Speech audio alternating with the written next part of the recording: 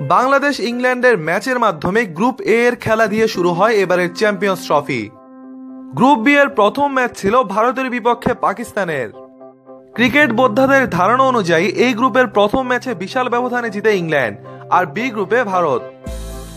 বাংলাদেশ পাকিস্তান যখন নিজেদের প্রথম ম্যাচে হেরে গিয়েছিল তখন হয়তো কারো ধারণাই ছিল না এই দল সেমিফাইনালে উঠবে। এই গ্রুপ থেকে হয়তো অনেকে বাজি ধরেছিল ইংল্যান্ড ও অস্ট্রেলিয়া সেমিফাইনাল খেলবে, আর বি গ্রুপ থেকে খেলবে ভারত ও সাউথ আফ্রিকা। কিন্তু চমক দেখিয়ে র্যাঙ্কিং এ 6-এ থাকা বাংলাদেশ ও 8-এ থাকা পাকিস্তান সেমিফাইনাল নিশ্চিত করে। পিছিয়ে থাকা প্রতিবেশী দুই দলের হঠাৎ করে এমন সফলতা মেনে নিতে পারেনি ভারত, আর এরই প্রমাণ মিলে তাদের মিডিয়া ও প্রাক্তন খেলোয়াড়দের কথায়। ভারতের অন্যতম বিতর্কিত ধারাভাষ্যকার নবজাত সিং সিধুর কথায়ও এর প্রমাণ মিলে। পাকিস্তান তাদের প্রথম ম্যাচে ভারতের কাছে হারে, দ্বিতীয় ম্যাচে বৃষ্টি আইনে সাউথ আফ্রিকার কাছে জয় লাভ করে, আর শেষ ম্যাচে ভালো বোলিং করলেও ব্যাটিং বিপর্যয়ে পড়েছিল তারা। শেষ পর্যন্ত শ্রীলঙ্কার ক্যাচ মিসের মহড়ায় জয় লাভ করে পাকিস্তান। এদিকে বাংলাদেশ প্রথম ম্যাচে ইংল্যান্ডের কাছে হারে, দ্বিতীয় ম্যাচে বৃষ্টির কারণে পয়েন্ট ভাগাভাগি হয়ে যায় অস্ট্রেলিয়ার সাথে, আর শেষ ম্যাচে নিউজিল্যান্ডের বিপক্ষে দুর্দান্ত এক জয় দিয়ে সেমিফাইনাল নিশ্চিত করে বাংলাদেশ।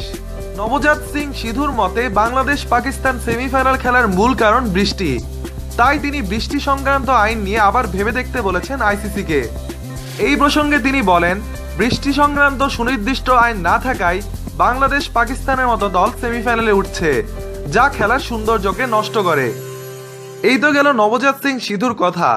এদিকে ভারতের জাতীয় দলের কাপ্তান বিরাট কোহলি কয়েকদিন আগে বলেছিলেন সারা বিশ্ব নাকি ইংল্যান্ড ভারতের ফাইনাল দেখতে চায়, অথচ নবজাত সিং সিধু ও বিরাট কোহলিকে হতাশ করে ইতিমধ্যেই ফাইনালে নিজের জায়গা নিশ্চিত করে নিয়েছে পাকিস্তান।